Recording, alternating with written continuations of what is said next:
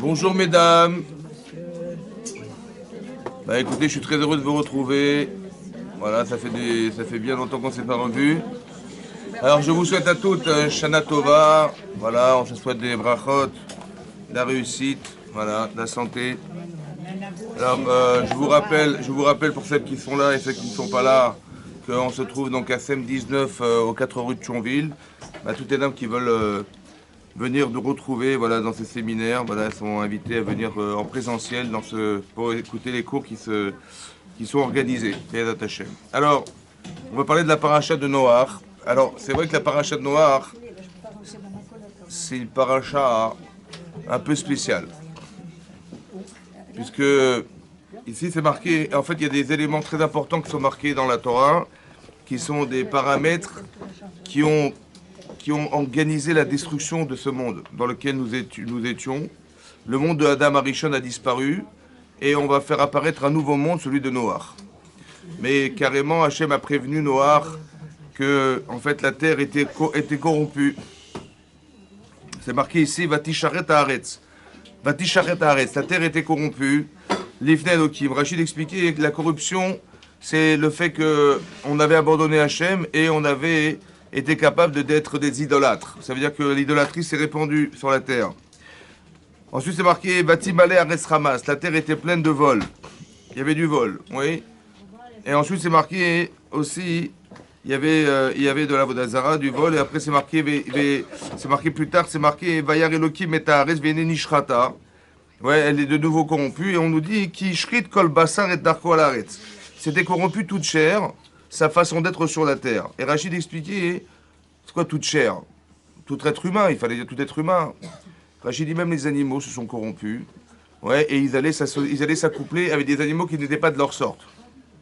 Oui, mais ça, c'est pas de leur fait, Raph, parce que les animaux, ils obéissent à des instincts qui viennent de Dieu, simplement. Alors je vais m'expliquer. Ça peut pas être de leur fait. C'est vrai, vous avez compris qu'on n'a rien compris. Prézak ou pas?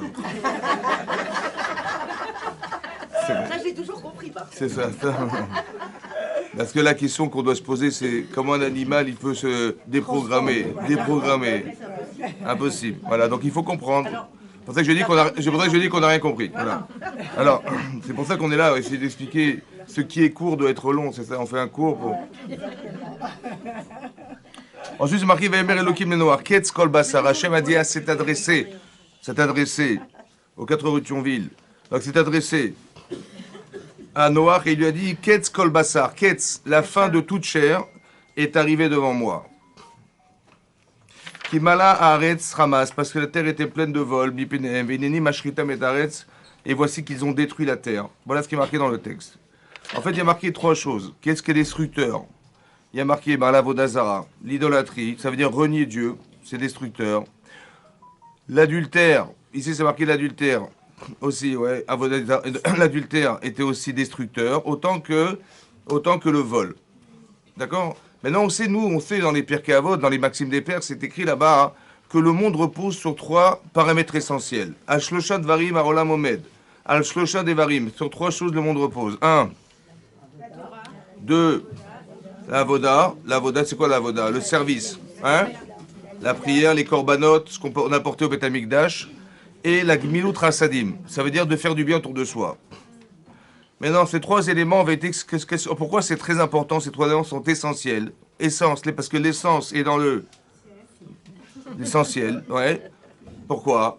Parce que si vous passez d'un des éléments, s'il dit voilà, j'ai beaucoup d'amis, hein, j'étudie la Torah, mais je connais pas le bon Dieu. On se téléphone jamais. Voilà, c'est pas possible. Ou alors je connais Hachem, je prie tous les jours, j'ai beaucoup de bonnes relations avec mes amis, mais je n'étudie jamais la Torah. C'est pas possible. Ou il y a j'étudie la Torah, je prie, mais j'ai pas d'amis. C'est pas possible. Vous avez compris? Donc il faut qu'on ait les 3. Vous avez compris? On ait les 3. Maintenant, pourquoi c'est important? Parce que l'un sans l'autre ne peut pas se faire. C'est un paradoxe. Parce que Gmilut Rasadim, c'est de dépenser pour les autres. J'ai de l'argent, eh ben j'invite des gens chez moi. Mais pourquoi tu invites des gens? Mais tu perds de l'argent. Tu perds de l'argent. Oui, mais le plaisir que me procure le fait de rendre service, autant que de recevoir, autant que de soulager les indigents, etc., ben moi, c'est mon bonheur. Ça va? Je suis prêt à perdre pour ça. Eh ben cette chose-là n'existait pas à l'époque. Ça veut dire qu'on n'avait pas le droit de faire l'hospitalité, c'était interdit. Il y a des choses qui étaient... l'adultère, en quoi c'est grave l'adultère? Parce que c'est marqué, il y a une Gemara dans Baba Yossi Nafnuntret, là-bas, la Gemara dit qu'il y a trois personnes qui descendent de Guéhinam en enfer, mais ils ne remontent pas. Ouais, ils ne se ressortent pas. Alors, que soit d'expliquer qu'ils ne reviennent pas au bout d'un an, mais c'est déjà très loin, non? Et là-bas, c'est marqué qu'il y a celui qui est Malbim Pnechavero Barabim, quelqu'un qui fait honte à son prochain, il fait l'Archouma. Ouais, celui-là, il... Hein? Bisayon. Bisayon en français. Celui-là, il descend, il ne remonte pas. Celui qui est Mécané Shem Ravero, ça veut dire qu'il va... Non, Mécané, c'est qu'il donne un surnom. Mécané, ouais, un kinouille, ça veut dire qu'il met un surnom sur la personne. Ouais, avec un kaf, pas avec un kaf. Il met un surnom, il dit l'abruti du village. Et la Gemara dit, mais ça aussi c'est honteux, c'est faire honte à la personne. Il dit, non, en vérité, l'autre, il est habitué. Hein. Ça fait longtemps déjà qu'il sait il a le bonnet là toute l'année sur la tête, lui. Seulement, celui qui le fait, il le fait dans l'intention de l'écraser, hein, de les détruire. Et c'est aussi marqué l'adultère. Celui qui a une relation avec une femme interdite, une femme mariée, celui-là aussi, il descend, il ne remonte pas. Avec une femme Marié. Maintenant, marié. Après, les questions après le cours, mesdames, mesdemoiselles, messieurs, bonjour à tous. Après le cours. Maintenant, on va essayer de la fermer. La porte, je voulais dire, la porte. C'est pas mal. Maintenant, hein, on peut l'ouvrir, bien sûr, il n'y a pas de problème. Maintenant, c'était pour pas interrompre le cours, j'ai dit ça, c'était pas bon. Qu'est-ce que je voulais dire avant que je m'énerve? C'était quoi? C'était, voilà, donc on parlait de harayot. Les harayot, c'est-à-dire l'adultère. Pourquoi c'est grave? Qu'est-ce qu'il y a de grave là-dedans? Les mamzères. Ouais, mais c'est vrai, vous avez raison. Mais s'il n'y a pas un mamzer, c'est grave. Pourquoi c'est grave? Là-bas, le Maral de Prague, il explique, parce qu'on a l'impression qu'il faut faire la différence entre une avéra qui est physique et une avéra qui est spirituelle. Quand on fait honte à quelqu'un, c'est spirituel. On détruit la conscience humaine. Quand on lui donne un shemra, un surnom désobligeant, ça détruit... Le type, il est en pleine forme, hein, mais dedans, il est mort. Vous avez compris? C'est très grave. Ça, c'est beaucoup plus grave que de frapper les gens. Ça va? Et à part ça, hein, alors en quoi l'adultère? L'adultère, c'est une relation de séduction, c'est les sarats physiques, quoi. Ouais. Alors il explique là-bas qu'on doit étendre les téléphones pendant les cours. Il explique comme ça le Maral de Prague.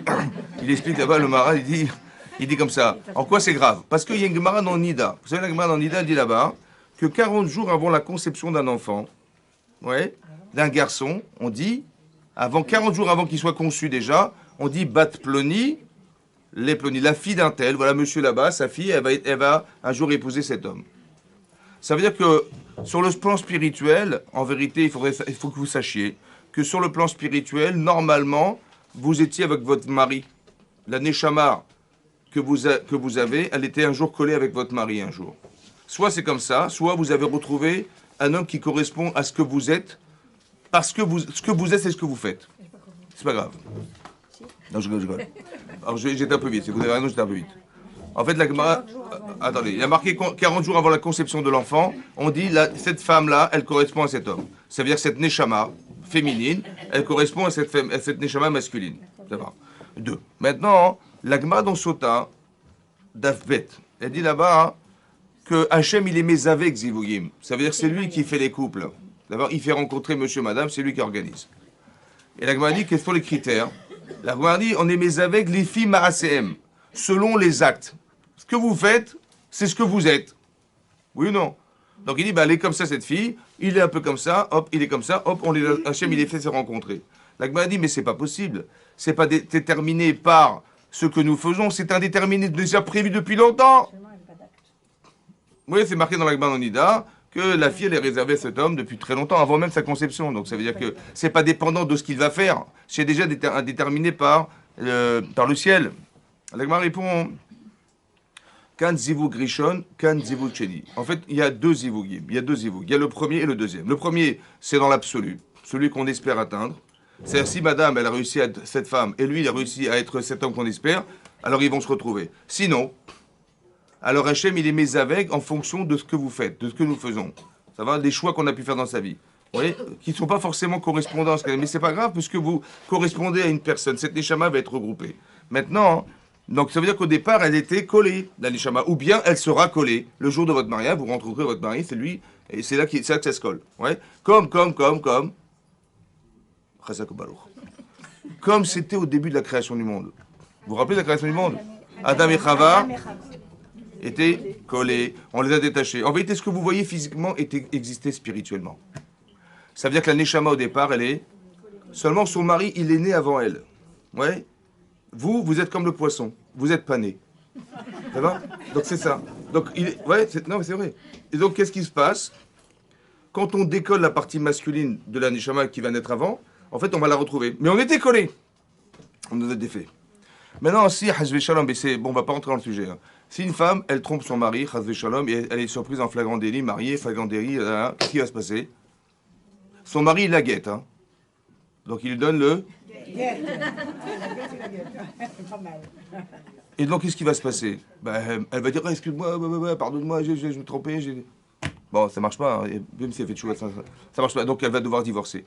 Mais le divorce, en vérité, il va les séparer. Jusqu'à quand? Ad vitam aeternam. Après, même à la vie future, il n'y a plus, c'est terminé. Ça veut dire que le projet divin du départ, Ishrit, c'est quoi Ashrata? Il coupe. Coupé, il est découpé. C'est-à-dire que le projet divin spirituel qui représentait cet homme et cette femme a disparu. C'est ça qui est grave. Vous avez compris? C'est ça qui explique le Maharal de Prague. Donc le divorce, c'est grave. Non, j'ai pas dit ça. J'ai pas dit ça. J'ai dit simplement ici qu'elle ait trompé son mari, elle en particulier la femme, ouais. Elle porte la gdoucha de son couple et les enfants vont passer par elle, la gdoucha des enfants passer par elle. Ça a été désacralisé, ça se déchire. Le divorce, c'est pas ça le divorce. Le divorce, c'est une mitzvah ou pas? C'est une mitzvah aussi. Donc ça peut pas, donc c'est pas ça. Donc le divorce, c'est quoi le divorce? Le divorce, c'est que bon, jusqu'à un certain moment, elle a évolué, il a évolué avec elle. Après, ça marche pas, donc il y a quelqu'un d'autre qui va passer le relais. C'est ça le divorce. Mais il y aura toujours les deux, vous avez compris? Celle d'avant et celle d'après.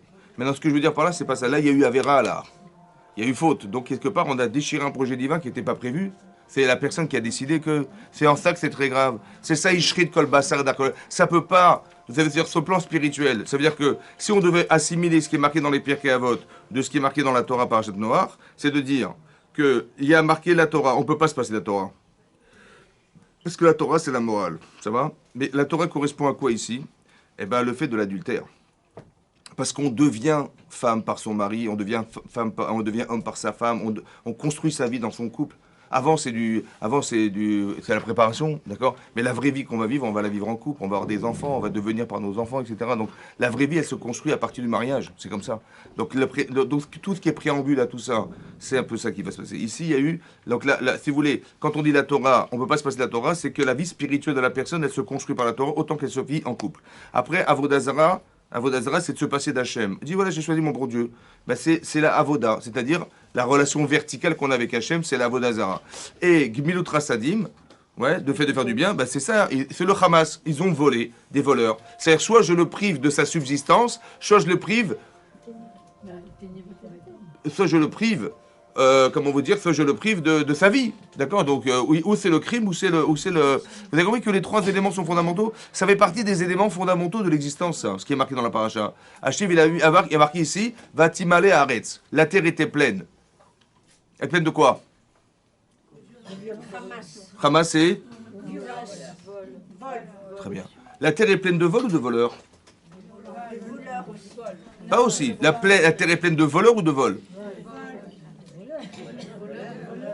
Ben, ça veut dire, qu'est-ce que ça veut dire pleine de vols? Il y a des voleurs.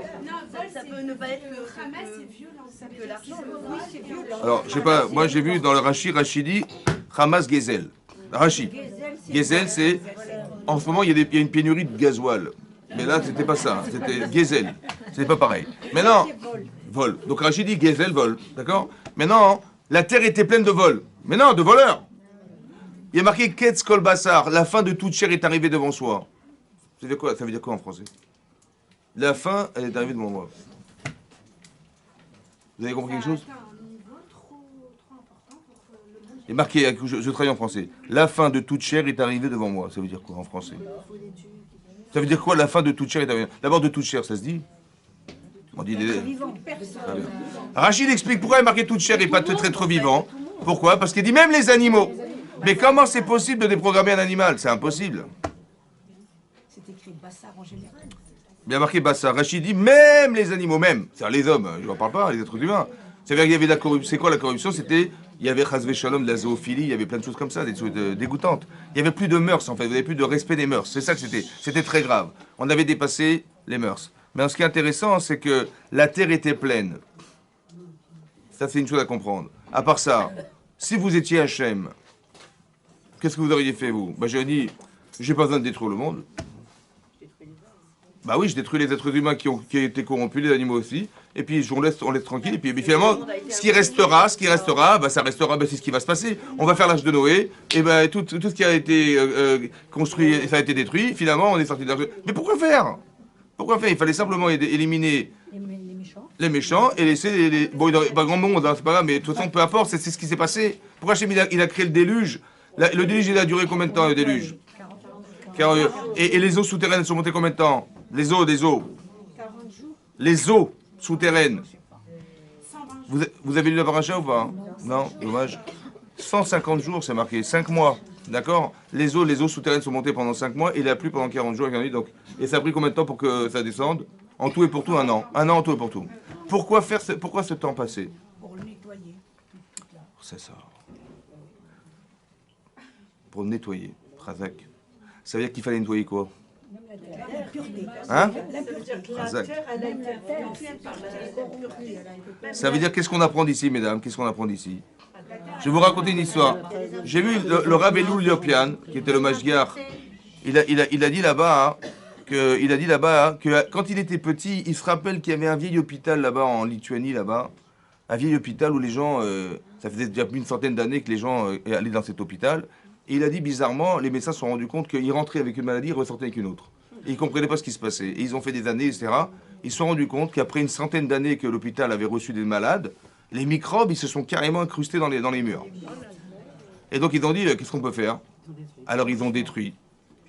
Si déjà, sur le plan des microbes, ça s'imprègne dans les murs. Ouais. Alors imaginez-vous les avérotes qu'on peut faire. Quand les Chachamim nous disent que quand on fait une mitzvah, on crée un ange. Et quand on fait une avéra, on crée un ange. Cet ange, il a une force d'influence. Ça va? Ça veut dire que si on n'avait pas détruit la terre, mais on avait laissé les choses telles qu'elles étaient, et les enfants de Noir et Noir, ils auraient été influencés un jour. Ça veut dire qu'on était influencé par l'atmosphère créée par les avérotes des gens. La terre était pleine de vols. Pas de voleurs, de vols. Ça veut dire qu'à chaque fois qu'on vole, on crée quelque chose. Et nous, on est victime de l'influence que les gens ont fait sur soi. Vous avez compris ce que je veux dire? Donc il faut choisir sa ville, il faut choisir les gens qu'on fréquente, etc. Pourquoi? Parce qu'on est sous influence. Tu peux être une sadéquette et tu fréquentes des gens qui sont pas... Et puis tu peux tomber sous l'influence. Soit physique, parce qu'ils sont présents, soit l'atmosphère créée par ça, ça crée des influences. Et ça peut modifier la façon de penser, malheureusement. Donc ça veut dire qu'on aurait pu... Si Hachem il n'avait pas balayé tout ça, ça veut dire comment il l'a balayé? Il a trempé la terre dans un mikvé. Et il a ressorti. C'est ça, non? C'est ça ou pas? C'est exactement ça. C'est-à-dire qu'il a noyé la terre, ouais, il a noyé la terre. Un petit peu comme si vous aviez pris la photo de la terre à l'époque. À quoi ça ressemble? Ça ne ressemble pas à la terre au début de la création du monde, où il y a marqué Ruach Elokim erachefet apenameim, le souffle divin flottait au-dessus de la mer, et après Hachem il a séparé les eaux pour laisser apparaître la terre. C'est ça ou pas? Ça veut dire qu'on est revenu à la création du monde du départ. Donc il a éliminé toute l'influence qui avait été existante à l'époque. Il fallait que ça disparaisse. Qu'est-ce qu'a prévu Hachem? Qu'est-ce qu'il a dit Hachem? Il a dit à Hachem à Noach, écoute, tu vas préparer une arche de Noé. Il dit pourquoi faire? Parce qu'on est dans une galère. Non, je gueule. Parce que je vais détruire ce monde, ouais, et je vais le noyer ce monde par le déluge. Et donc il faut que tu préviennes les gens. Si vous continuez comme ça, alors voilà ce qui va se passer. Et ceux qui pourront se sauver, ils rentreront dans l'arche de Noé, on sauvera ce qu'on pourra. Voilà ce qui va se passer. Voilà ce qu'il a demandé. Ça va? Noach, il s'est exécuté, mais 120 ans de sa vie, c'est énorme. Hein. 120 ans, il a répété aux gens, il s'est mis en danger, il a dit aux gens, il faut arrêter de faire des avérotes pareilles, etc. Et les gens n'y croyaient pas, ils se moquaient de lui. Il a été mis en danger. Bon. Au bout des 120 ans, il avait préparé l'arche, il avait tout fini. Donc on lui a dit, tu vas faire rentrer les animaux purs dans l'arche de Noé, impurs, etc. C'est par sorte, et ceux qui n'avaient pas fauté, évidemment. Et il est rentré dans l'arche de Noé. Mais il est rentré à cause de quoi? Il est marqué, il est rentré dans l'arche, mipne me amaboul. à cause de l'eau du déluge. À cause de l'eau, virgule, du déluge. Pas à cause du déluge, à cause de l'eau. Ça veut dire quoi? Il est rentré parce que il devait s'abriter, il pleuvait trop. Mais non, Rachid expliquait, il était Ma'amin, Veno Ma'amin. Ça veut dire quoi? Ma'amin, ça veut dire qu'on lui a dit quelque chose, il s'exécute, c'est un tzaddik. Mais pas Ma'amin, ça veut dire quoi? Pas Ma'amin, il n'est pas croyant, ça veut dire il n'avait pas conscience. Il a fallu, parce que s'il avait conscience, il aurait vu qu'il commence à pleuvoir. Ça y est, c'est fini, c'est déclenché. Non, non, il était rentré s'abriter à cause de l'eau. Ça veut dire qu'il était à la fois conscient de l'ordre qu'on lui donne, mais pas forcément conscient. Il n'a pas pris à charge ce qu'on lui a dit. Et ça, c'est très intéressant de comprendre que Noach, c'est un tzaddik. C'est un grand tzaddik, c'est un prophète, carrément, puisque Hachem lui parle. Donc c'est une grande... Seulement, il faut construire de la conscience. Et c'est ça qui lui a manqué au départ. C'est le plus important, c'est ça. Dans la vie, c'est le plus important, c'est ce que vous construisez au niveau de la conscience. Pourquoi? Parce que l'Yetzirah, il va jouer là-dessus. Donc si vous avez des forces intérieures, de conscience, alors vous pouvez refouler votre Yetzirah. Mais si vous ne les avez pas, alors on se laisse glisser. C'est ça qui est dangereux, vous avez compris? Maintenant, ce qui est aussi bizarre, c'est qu'il y a combien de gens qui sont rentrés dans l'âge de Noé finalement? Il n'y a pas un type qui est rentré, il n'y a pas un type qui est rentré. Il y avait 4 couples, c'est tout. Et il n'y a pas quelqu'un qui dit un fou et dit peut-être, on ne sait jamais. Non. Ça veut dire qu'il n'a pas eu la capacité de convaincre les gens. Ça veut dire que peut-être l'idée c'est de dire, quand est-ce que tu es convaincant? Quand tu es convaincu, c'est ça. Donc mamine, vélo mamine, ça veut dire qu'il y a quelque chose, il faut accepter ce que vous savez. Vous avez compris ce que je veux dire? Parce que là on fait des cours. Bon, on dit, bah, le Rav il a dit ça, il a dit ça et ça, on va faire une interrogation écrite, il a dit ça et ça. Non, moi ça ne m'intéresse pas. Qu'est-ce que vous prenez sur vous? À Shava et la lèvre, ça veut dire que vous avez l'information, mais combien vous êtes impliqué dans l'information? Combien on s'implique dans l'information, ce qui n'a rien à voir? Il dit, oui, je sais. Et alors?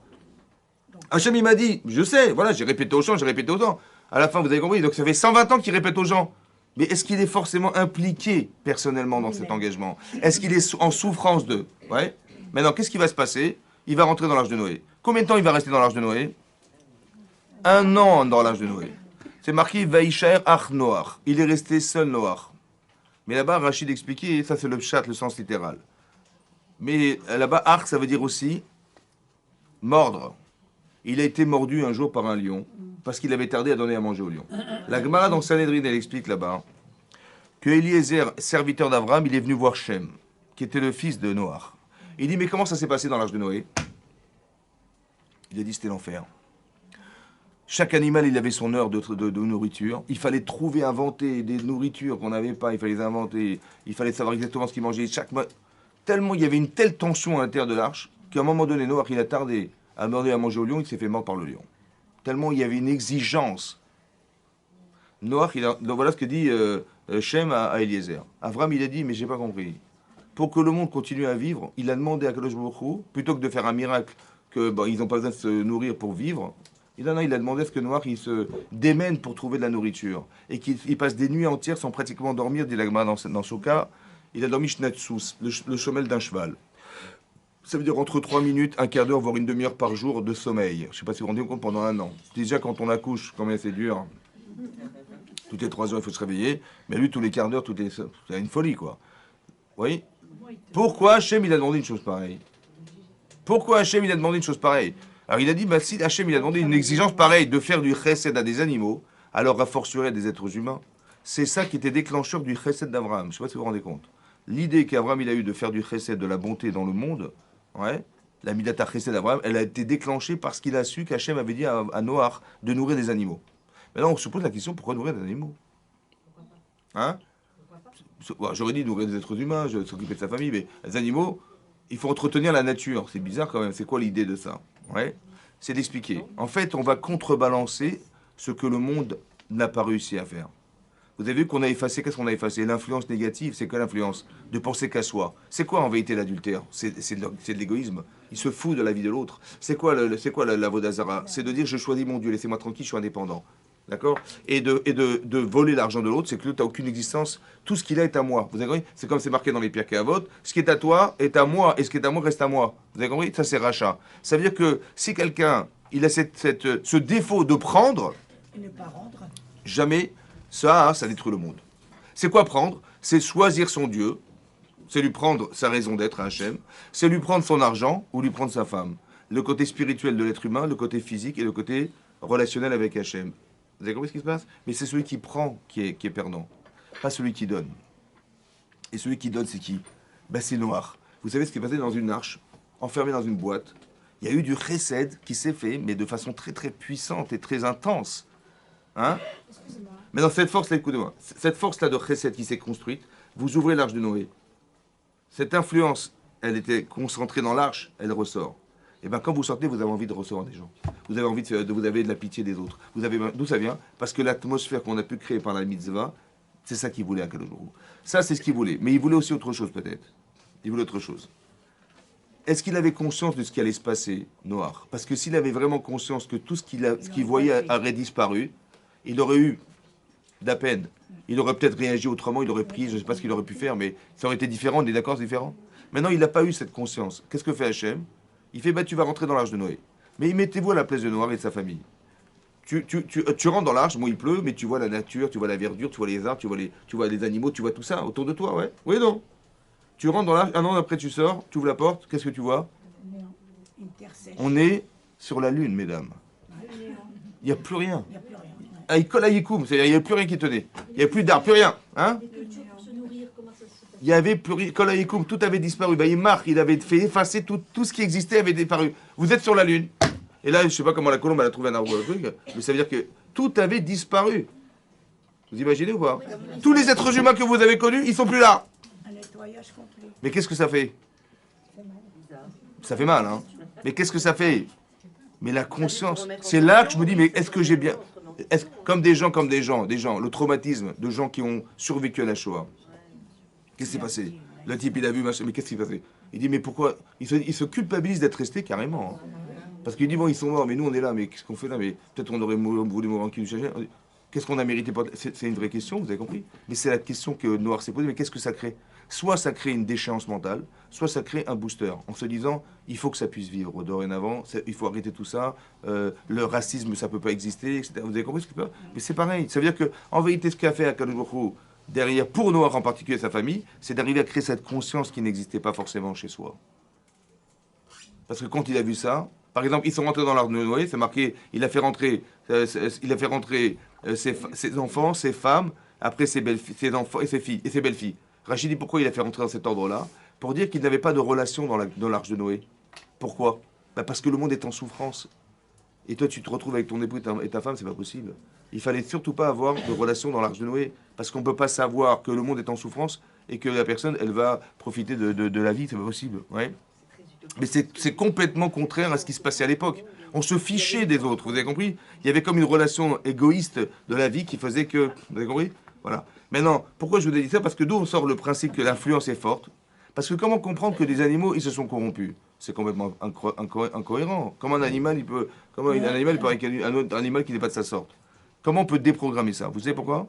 Parce que la force de l'acte, l'influence que peut avoir, ça crée un rouar. Cet esprit-là, c'est tellement vrai que le roi existe, le rouar, que même les animaux sont corrompus. C'est ça que Rachid dit. Que même les animaux, même un animal, tellement que c'était influence sur eux, même les animaux, ils se sont corrompus. C'est pas possible. Les gens me disent, ouais, ben il a vu une femme ou un homme rentrer dans une maison comme ça. Qu'est-ce qu'il va comprendre dans la sexualité là-dedans? Non. Par contre, il est sous influence. Et l'influence, elle est forte. C'est ça. Que même les animaux se sont corrompus, ça veut dire que c'était tellement puissant. Qu'est-ce qu'on va faire? La limite de tout traite est arrivée devant soi, ça veut dire qu'on est arrivé à un seuil. L'influence est trop forte, on ne pourra pas résister. Alors il faut que ça s'arrête là. Vous avez compris? Ça veut dire qu'on apprend d'ici, oui, que si on ne se bat pas contre des éléments présents, et on ne va pas contre-courant de ça, et c'est pour ça que la Torah a été donnée. Parce qu'il fallait qu'on ait la force d'aller à contre-courant de toute la forme d'égoïsme qui existait. C'est quoi Vatishachet? Elle s'est déchirée, corrompue, déchirée. Parce que Hachem, il nous a créé, Vaïvra Elohim et Adam. Quand on dit Adam, c'est quoi Adam? Non. Adam, c'est l'être conjugué mâle et femelle. Après, il s'appelait Ish et Isha. Vous vous rappelez, dans le texte, c'est marqué, il dit, elle s'appellera Isha, qui met Ish Lukachazot. Mais avant, il ne s'appelait pas Isha, mais pourquoi il ne s'appelle pas Isha? Il ne s'appelle pas Ish. Oui? Parce qu'en fait, Adam, c'est la conjugaison des deux êtres. Vaïvra Elohim et Adam. Il a créé Hachem l'homme. L'homme, c'est les deux êtres ensemble. Betselem, Betsalmo. Betselem Elohim baraoto. Tselem Elohim. C'est quoi l'image de Dieu? C'est quoi l'image de Dieu? Hachem a une image? Hein? Rashi, qu'est-ce que dit Rashi? C'est quoi le Tselem Elohim? C'est quoi? Alors Rashi, Chazak, Rashi dit Léavin ou Léaskil. Léavin. Léaskil. Analyser. Ça veut dire que nous, on a une capacité que n'ont pas les êtres animaux, c'est de comprendre et d'analyser. Le Tselem Elohim. Mais c'est parce que j'ai compris que je change. Ça va? C'est parce que j'ai compris que je fais teshuva. C'est parce que j'ai compris que je suis capable de m'améliorer, de me bonifier. Vous voyez? Ce que les animaux ne sont pas capables de faire. Mais si vous voulez, on a été créé Tselem Elohim. C'est quoi aussi Tselem Elohim? C'est comme ça. On dit d'Hachem, il est En Od Milevado. En Od Milevado. Ça veut dire En Od. Il n'y a personne d'autre que lui. Il n'y a rien d'autre que lui. Tout ce que vous voyez, tout ce qui existe, c'est Hachem. Ça va? En Od Milevado. Milevado, ça veut dire qu'il est seul à pouvoir le faire. C'est ça? Il est seul à pouvoir le faire. Mais nous, c'est marqué Lotov. Et Yot Adam Levado. Pour lui, il est unique, Hachem. Mais nous, ça n'est pas bien d'être seul. C'est pas comparable. Alors pourquoi c'est marqué le même mot? Ça veut dire qu'il y a des liens qu'on sait que lui, il est capable d'être seul, mais moi, je ne suis pas capable d'être seul. Ça veut dire quoi que Hachem, il est seul? Ça veut dire comme ça. C'est quoi dire comme ça? Hachem, il crée. Qu'est-ce qu'il gagne de ce qu'il crée? D'avoir créé. Qu'est-ce qu'il gagne? D'avoir créé. Il perd. Tous les jours, il fait pleuvoir, il fait la lumière, il nourrit des milliards de personnes sur Terre. Qu'est-ce qu'il gagne? Qu'est-ce qu'il gagne? La satisfaction que le monde aille dans son sens. Combien il a trouvé de personnes qui étaient Motsechen Be'enav, qu'on trouvait grâce à ses yeux? Noach. Vous imaginez? S'il y avait un seul homme qui avait pu suffire à ça, ça aurait suffi, je continue. Il a marqué, il a dit, mais la fin de Parashat Bereshit, il a dit, mais il a vu que la marché votre Adam et son rat kolayom. Il dit, mais Noach Matzachen Be'ene Hashem. Un homme, ça suffit. Ça veut dire qu'on apprend de là que le but déjà, c'est d'être Motsechen. Il faut qu'on soit des gens qui soient capables de trouver grâce aux yeux d'Hachem. Est-ce que je suis une femme avec qui Hachem il peut compter, sur qui Hachem il peut compter? Est-ce que j'ai trouvé grâce à ses yeux? C'est une préoccupation qu'on doit avoir, ça. À part ça, c'est marqué ici, ouais, c'est marqué ici que Hachem il est Levado. Ça veut dire quoi qu'il est seul? Ça veut dire que seul, ça veut dire que ce qu'il crée dépend de lui, mais lui ne dépend en rien de ce qu'il a créé. C'est ça Levado. Donc ça veut dire quoi ne pas être Levado? Ça veut dire quoi ne pas être seul? Se suffire à soi-même. Tu dis, j'ai besoin de personne. Oui. Quelqu'un qui se dit, j'ai pas besoin du bon Dieu, il se suffit à lui-même. Quelqu'un qui va être capable de prendre la femme de l'autre, il se suffit à lui-même. Quelqu'un qui est capable de prendre l'argent de l'autre, il se suffit à lui-même. L'otov et et levado, ça veut dire que tu n'as pas le droit de croire que tu vas pouvoir exister seul, parce que d'exister seul, c'est forcément éliminer l'autre. Ce qui n'est pas possible. Hachem, il peut se passer de l'autre parce qu'il n'a pas besoin de l'autre. Mais comme il existe en créant, comme vous-même, vous avez des enfants. Bon, qu'est-ce que vous avez gagné dans l'avoir? Hein? Qu'est-ce que vous avez gagné? Le bonheur. Mais vous avez perdu des nerfs. C'est pour ça que les femmes allument les nérotes de Shabbat. Ah oui, parce qu'on a perdu les nerfs. Ouais. Maintenant, bah oui, parce que il faut s'occuper d'eux. Combien de temps il faut rééduquer des enfants alors qu'on est déjà éduqués? En fait, on perd du temps, on perd de l'argent, on perd des trucs. Ouais. Maintenant, est-ce qu'il est arrivé une fois dans la vie d'une femme qui a eu un petit bébé, qui doit se réveiller toutes les 3 heures, de dire il y en a marre. Il y en a marre de ces gosses, il y en a marre de trucs. Si je pouvais le mettre dans un placard, oh là là, je serais la plus heureuse du monde. Ça existe ça? Comment ça se fait? Hein? Avec son mari, si je pouvais le mettre dans son placard. Non. Mais là, avec son bébé, non. Pourquoi? Pourquoi c'est comme ça? Pourquoi? Parce qu'on aime, même si c'est difficile, on aime quand même. Est-ce que vous avez une arrière-pensée? Non. Ça veut dire, regardez comme c'est fort l'amour. Comme c'est fort. Il n'y a même pas d'arrière-pensée, alors que vous vous réveillez toutes les 3 heures, vous donnez la laitée, ou vous donnez le biberon, et vous vous réveillez, vous ne dormez pas pendant 3 mois. Vous imaginez ou pas? Ça veut dire que si on pouvait s'inspirer de l'amour qu'on a de ses enfants, on s'en inspire. On essaie de comprendre comment c'est possible. Alors, il n'y aurait jamais de haine dans le monde. Il n'y aurait jamais de conflit. Parce que tous les conflits qu'on a aujourd'hui, c'est quoi? C'est des conflits. Nous, on vient d'Afrique du Nord. Vous avez compris ça? C'est ça le problème. C'est tous les problèmes d'argent. C'est ça l'argent, le pouvoir, l'argent. Tous les conflits, c'est de l'argent. Tous les conflits, c'est du pouvoir. Tous les conflits, c'est des trucs comme ça. Mais en vérité, qu'est-ce qu'on fait? Est-ce que vous êtes donneur ou vous êtes preneur? Alors, où est-ce que le rachat, il est preneur? La terre, elle a disparu parce qu'on est preneur. On est créé Betselem Elohim. Ça veut dire qu'on a vocation de ressembler à Dieu. Nous sommes comme Hachem. On est des donneurs. Donc, quand il y a une déformation de l'être, là, Vera Yitzhara, il a gagné. Au lieu d'être des donneurs, parce qu'on a été créé Betselem Elohim, on ressemble à Hachem. Donc on a cette volonté, on a ce désir de donner, de partager, c'est ça qu'on a en nous. Maintenant, si on ne les a pas, c'est qu'on a déchiré le Tselem. Ça veut dire que quand Hachem, le Tselem, c'est l'image qu'on a. On n'est plus des humains, c'est ça que ça veut dire. On n'est pas des humains. Excusez-moi, Parce ça que- dépend aussi des niveaux d'épreuves qu'on peut avoir dans la vie. Il y en a qui ont des épreuves Mais l'épreuve, elle n'est pas là pour détruire la personne. Non, je suis d'accord. Pour grandir la personne. Mais- Il y a des gens, par rapport à l'épreuve qu'ils ont eu, une très grosse épreuve, et ben des fois, On ne juge pas, je ne suis pas là pour juger, je suis là pour expliquer. Après, comment les gens le jugent, la situation, c'est une chose. Mais moi, je dis, ça se réfléchit. Après, comment est-ce qu'on doit juger ces gens-là? Comment les gens ils ont été capables de faire ça? Ça, chacun selon ses capacités, ça va? Mais ça veut dire que quelque part, on n'est pas là pour juger, on est là pour expliquer. Moi, je suis là pour donner des paramètres d'explication de. Je sais que quand les choses sont faites de façon égoïste, même si on a à gagner dans l'égoïsme, parce qu'on a à gagner, mais c'est toujours provisoire. La différence entre, vous avez eu l'amour que vous avez de vos enfants, c'est marrant parce que plus vous investissez, plus vous aimez vos enfants. C'est incroyable. Alors que c'est l'inverse, vous avez perdu. Mais c'est quoi ça? C'est Hachem ça. Hachem il crée le monde, mais il existe parce que quelque part il fait exister. Comme par exemple c'est marqué dans le Kriyat Shema. Ouais, dans les schémas on dit tous les jours, Ve'aya im shamua tishmu al mizvotai. Voilà que si vous écoutez les mitzvot que je vous ai ordonné de faire, les hava et Hachem, pour arriver à aimer Hachem bechol vafrem cholav shechem, de toutes vos cœurs et de toutes vos âmes, de toute votre âme, de tativ et tarar sechem. Là, je mettrai de la pluie, Berito, Yoru, Malkosh, pendant la période d'automne et de printemps. Ça va? Et sinon, Vaïcharaf Hashem, Ve'atzaret Hashem, il va arrêter le ciel, il va bloquer le ciel, stopper le ciel, il n'y aura pas de pluie, je vous rassure, il n'y aura pas de pluie. Donc pourquoi on fait les mitzvot? Pour qu'il pleuve. C'est pour ça qu'on fait les mitzvot, pour qu'il pleuve. C'est ça ou pas? Et si on ne fait pas les mitzvot, il ne va pas pleuvoir. Oh là là, c'est une catastrophe. Comment vous avez compris ce qui est marqué dans la paracha? Si tu fais les mitzvot, il va pleuvoir. Et sinon... Tu donnes, je donne.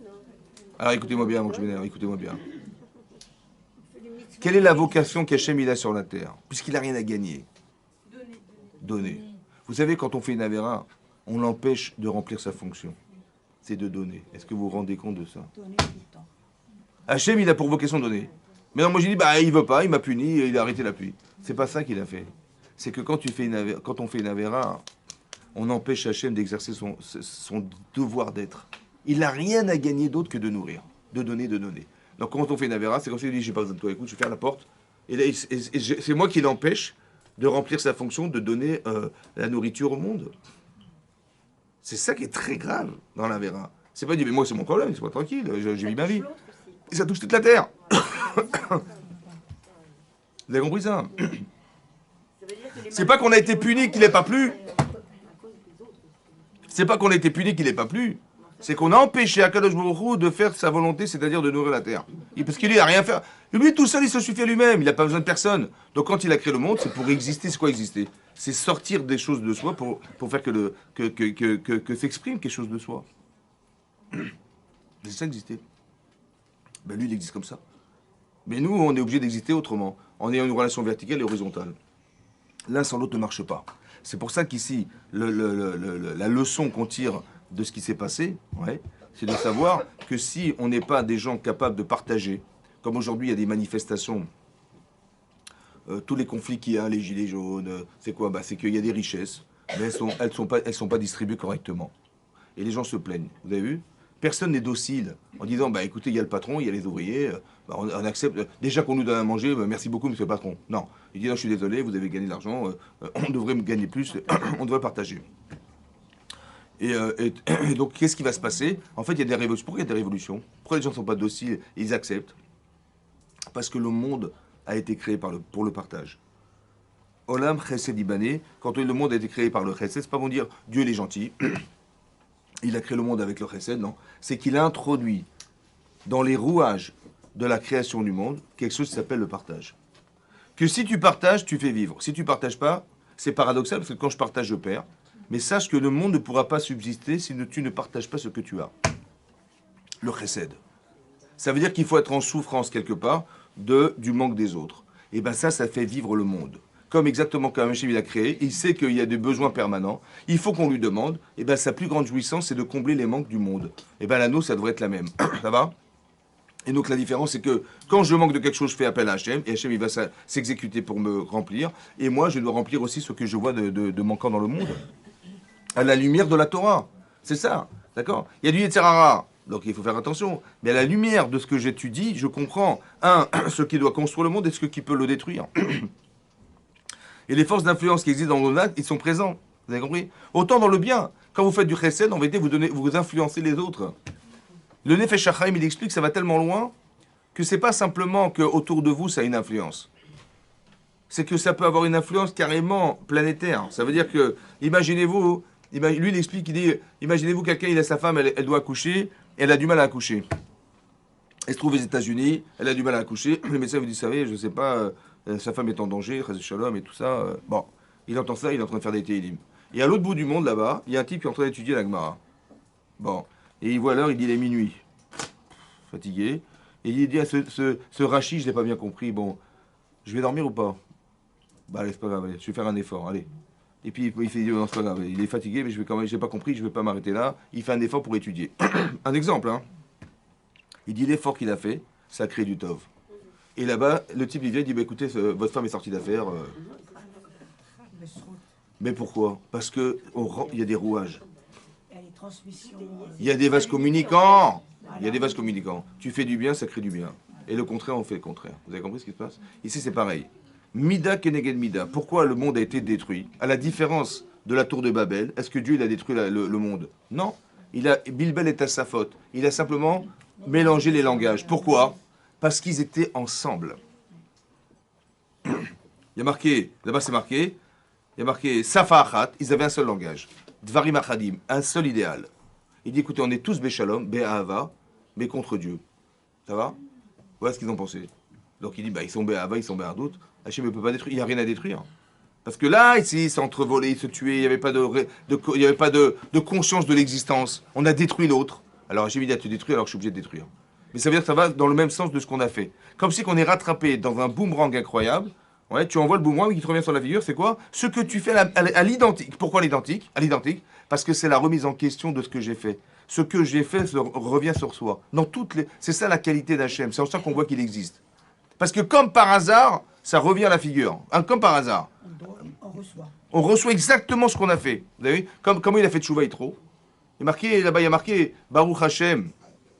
Asher Itziletrem et Miyad Mitzraim, Asher Zadou Alehem, qui ont été volontaires contre vous pour vous faire du mal. Et là-bas, Rachid expliquait, il a vu Mida Kenegen Mida. Pourquoi il a vu ça? Parce que lui, il faisait partie des ministres de Pharaon, Yitro. Il faisait partie des... Quand Bilam, il est venu pour donner conseil, vous vous rappelez? Là-bas, c'est marqué dans la Gemara Sota, il dit là-bas qu'il y avait 3 personnes présentes. Il y avait Yitro, il y avait Yov et Bilam. Bilam, il disait, ouais, on va emmurer des gosses, il n'y a pas de pierre, etc., etc. Et lui entend ça, et il dit, on va noyer les enfants, enfin, des trucs comme ça. Et lui entend ça, et il s'est tué. Mais il s'est sauvé, pardon. Il a su ce qui s'est passé. Il a dit, bizarrement, ce qui leur est arrivé aux Égyptiens, c'est exactement ce qu'ils avaient préconisé à faire contre nous. Mais exactement pareil, c'est impossible. Comme par hasard, c'est arrivé. Exactement, ils ont voulu noyer, ils sont morts noyés. Chaque chose qu'ils ont voulu faire, ça s'est retourné contre eux-mêmes. C'est impossible de façon hasardeuse. Ça veut dire que ça a été pensé. Mais pourquoi c'est comme ça? Parce que Hachem, comment voulait qu'il se manifeste? Un hasard qui colle exactement à l'erreur. Et donc je sais que je suis en erreur et donc je fais teshuva. Mais c'est ça qui est marqué là. C'est pareil ici, vous avez compris? Le monde a été détruit parce qu'ils ont été destructeurs. Les autres n'ont pas été destructeurs. Seulement, ils ont voulu se rebeller contre. Par quelle manière? Par le langage. Alors on va détruire le circuit du langage. Vous avez compris comment ça marche? Mais c'est comme ça qu'Hachem, il a un logiciel spécial où de toute façon, les choses s'arrangent de toute manière. On ne peut pas aller contre sa volonté. Vous avez compris? Mais non, dans le pire des cas, c'est celui-là. C'est que ça a obligé Hachem à tout changer parce que on a une telle force de liberté de créer le mal autant que de créer le bien. Ouais, c'est la même force. La même force. C'est-à-dire qu'on est tous capables de créer le bien autour de soi. Et parce qu'on est capable de faire le bien, on est capable de faire le contraire. Mais ce que vous voyez là, c'est ce qu'on aurait pu éviter de faire.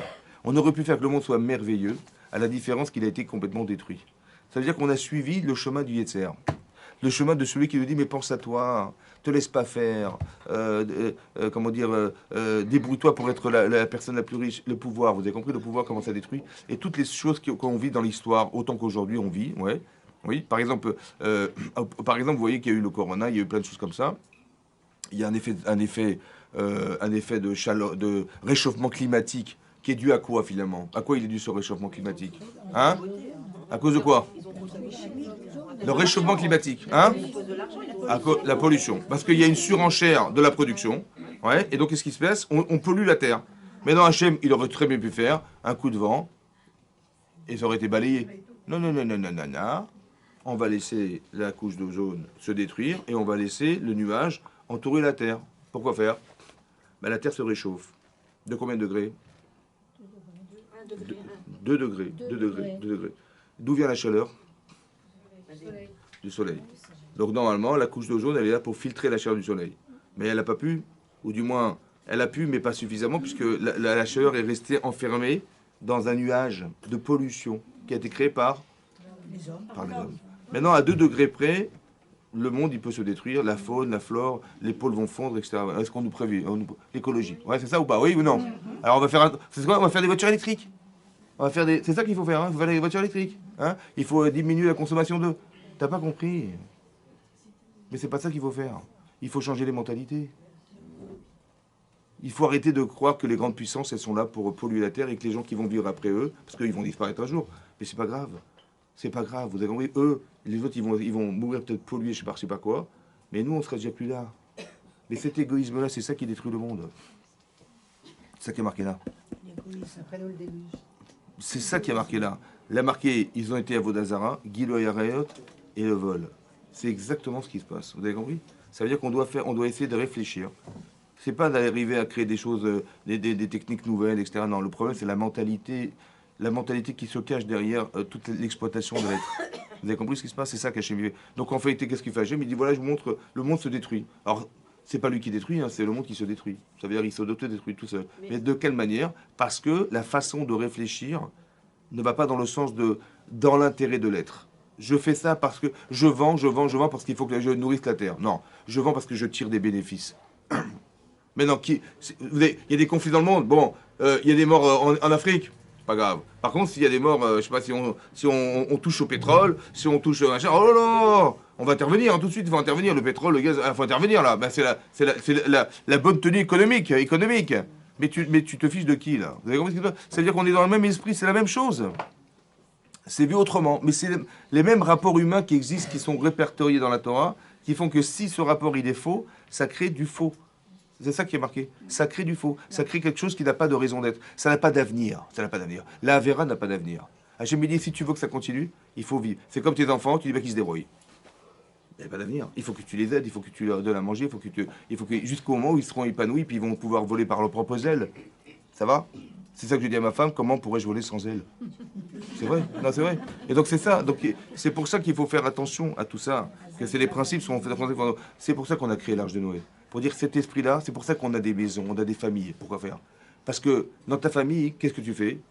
Que du chesed. Mais que du chesed. Si tu fais rien, si tu t'occupes pas de tes enfants, ta famille, ton mari, ça ne marche pas. Ouais. C'est à quelle heure le repas? Non, je regarde, c'était le mari fait. C'est à quelle heure le repas? C'est à quelle heure le repas? Oui. Excusez-moi, vous avez dit ce que m'a demandé ma mère une fois. Elle m'a dit mais pourquoi alors Dieu il n'intervient pas pour empêcher tout ça? Vous avez dit Dieu ne donne pas ce coup de vent pour enlever cette couche d'ozone. Il pourrait envoyer un vent. À votre avis, pourquoi ne le fait-il pas? Chazak, c'est une bonne question. C'est une bonne question. Cette question elle est posée. C'est marqué dans non, c'est marqué Gemara. Non, c'est marqué dans la Gemara. C'est marqué dans la Gemara de Baba Kama d'Af Samer. Oui. Là-bas, c'est marqué. Il y a marqué là-bas dans la Gemara, il y a marqué celui qui dit à Kadosh Brou Vatran. Celui qui dit, vous savez, Dieu, il est très gentil. Ouais. Et il nous aime, et nanana, et je sais pas quoi. Ouais. Eh ben, ouais. Donc, je vais faire des avéros, je fais n'importe quoi. Mais Dieu, vous savez quoi? C'est mon père, Dieu. Il va me pardonner. Ouais. Celui qui dit ça, il va trop l'eau chayav. Je réponds à votre question. Oui, il va être, même sa vie, elle est rendue, elle est abandonnée. Comme il pense, elle est abandonnée. Alors là-bas, il demande le Nefesh HaChaim, qui était l'élève du Gaon Bevina. Il pose votre question. Eh bien, il est nous. C'est une qualité d'être vatran, ça veut dire de laisser passer. Je sais pas, mes enfants, ils ont cassé des verres. Je vais pas dire, oh, vous allez payer. Non, je dis, bon, bah, c'est pas grave, on va les balayer, on va en acheter d'autres. Mais pourquoi Hachem, il est pas vatran? C'est pourquoi il fait pas, il fait. C'est la question. C'est la question. C'est exactement. Bah, moi, c'est ma belle-mère. Eh ben, vous avez compris. Ça veut dire pourquoi c'est comme ça. Alors là-bas, il explique comme ça, les Shachrim. Écoutez bien. Pourquoi il ne répare pas? Alors il dit comme ça. Il faut savoir que quand on fait une mitzvah, on se rend même pas compte, mais on entretient des mondes. Autour de vous, il y a des mondes que vous voyez pas. Hein. Bon, c'est pour ça que l'argument du Yetzer, le Nachash, le serpent, qu'est-ce qu'il a dit à Chava? Vous serez comme Dieu. Que quoi? Quoi comme Dieu? Rachid dit, vous allez construire des mondes. Ce qu'il a dit, c'est vrai. C'est vrai, mais pas dans la Véra. Vous avez compris? Eux, ils ont dit, mais si tu manges du Hetzada, tu vas être comme Dieu. Quoi comme Dieu? Quoi comme Dieu? Quel pouvoir? De créer des mondes. Mais sachez que quand vous faites une mitzvah, vous entretenez des mondes que vous ne voyez pas. Maintenant, quand est-ce qu'on les voit? Quand est-ce qu'on voit le mérite de ces mitzvot? En vrai, après sa mort, quand on décède, là, on nous montre, voilà ce qu'on a réussi à faire, que des olamot autour de vous existent, et c'est ça qui crée l'équilibre sur la terre. Et l'inverse aussi est vrai. L'inverse est vrai. Maintenant, écoutez bien. On a pu détruire des choses qu'on n'a même pas imaginées. Des explosions dans l'univers qui font qu'il y a un déséquilibre dans le monde qui va se faire et qui va entraîner des choses gravissimes sur la Terre. Parce que les astres et la Terre sont liés. C'est marqué dans la Gemara dans Rosh Hashanah d'Afud Bet. La Gemara dit que pour créer le déluge, là, dans la parachute noire, Hachem, il a simplement retiré 2 étoiles d'une constellation d'étoiles qui se trouve dans la queue du bélier. Ça va? Il a retiré 2 étoiles, ça a déclenché un déluge de 40 jours. Donc ça veut dire que il y a marqué Shinu Maasem, Shina Maaseh Bereshit. Ils ont changé la façon d'être. Mais ça veut dire qu'on ne se rend pas compte que l'équilibre du monde, il dépend de qui? Il dépend d'eux. Alors il dit, c'est nous qui l'avons détruit. Hachem dit, je ne peux pas faire autrement. C'est l'homme qui a cassé, c'est l'homme qui va réparer. Donc en fin de compte, il ne donne pas le coup de vent parce que... Jamais! Parce que c'est pas payé. C'est que tu as cassé, ça revient sur toi. Tu dis, je pollue la terre, voilà, je gagne de l'argent. Mais regarde, il va y avoir des morts. Tu dis, ah ouais, d'accord. Alors c'est toi qui vas réparer. Tu vas réparer et c'est toi qui vas faire qu'en faisant Teshuva, ça va disparaître. Donc ne compte pas sur Dieu pour qu'il donne le coup de vent. Jamais ne compte sur le bon Dieu parce que c'est toi qui casse, c'est toi qui répare. Vous avez compris ce que ça veut dire? C'est pour ça qu'Hachem n'intervient pas. Il n'est pas mévater. Pourquoi mévater? Parce que c'est toi qui dois réparer tes erreurs. Tu es responsable de ce que tu engendres. Tu construis des mondes, tu peux les détruire. C'est toi qui décides. Vous avez compris? Voilà. Et donc, qui fait un acte criminel et tout, alors ma mère m'a dit, mais pourquoi Dieu ne n'empêche pas sa main à ce moment-là? J'ai compris. Parce qu'il y a aussi un calcul comme ça. Il y a un calcul que vous savez, un calcul que vous ne savez pas. Par exemple, on a vu dans la Torah que si quelqu'un, imaginez-vous quelqu'un, on a jugé, il était innocent. Et il y a un type, un juge, il dit, vous savez quoi, je pense qu'il est coupable. On dit non, on ne l'écoute pas, on ne refait pas le jugement. À la différence que si quelqu'un dit, il est coupable, et un, il dit, moi je peux l'innocenter, on recommence à 0. Mais dans le coupable. Maintenant, il dit, même si vous l'avez innocenté, Hachem, il dit, hein, Hachem, dans le Rashi et Tamardé. Mais si vous l'avez innocenté, ouais, de toute façon, j'ai Arbé Shluchim, j'ai beaucoup d'envoyés, moi, qui peuvent juger cet homme. Si Bémet, il était coupable, moi je sais qu'il est coupable, j'ai Arbé Shluchim, j'ai beaucoup d'envoyés. Il va envoyer des moustiques, des machins, des abeilles. Hachem, il s'arrange. Vous avez compris ce que je veux dire? Ça veut dire qu'il y a une justice humaine et une justice, c'est pas la même. C'est-à-dire la limite de la justice humaine, la limite qu'on peut. C'est comme un type, imaginez-vous, un type, il a volé parce qu'il n'a pas de quoi manger. Bon, bah, le jugement, il est, et ben, il va payer le capital qu'il a volé, plus la taxe du capital qu'il a volé. Ça va? Le type, il est riche, archi riche, et il y a un pauvre, il n'a pas de quoi manger, le riche lui a volé sa baguette. C'est la même avéra ou pas? Ben, la sanction est la même. Il va rembourser la baguette, plus le prix de la baguette. Ça, c'est jugement humain. Mais jugement divin, c'est pas pareil. Donc il y a quelque chose d'autre à réparer, vous comprenez ce que je veux dire? Mais c'est pas dans nos mains ça. Donc si la personne est décédée, c'est un calcul divin qui n'a rien à voir avec ce que j'ai pensé. C'est marqué dans la Gemara dans Makot, ouais, que si quelqu'un il a tué par accident, il doit aller en ville de refuge. Mais à condition qu'il ait témoin. Il n'y a pas de témoin. Et l'autre il a tué Bémézid volontairement quelqu'un, il l'a assassiné, il n'y avait pas de témoin. Donc on ne peut pas le condamner. Oui ou non? Qu'est-ce qu'il fait à Kalajouarou?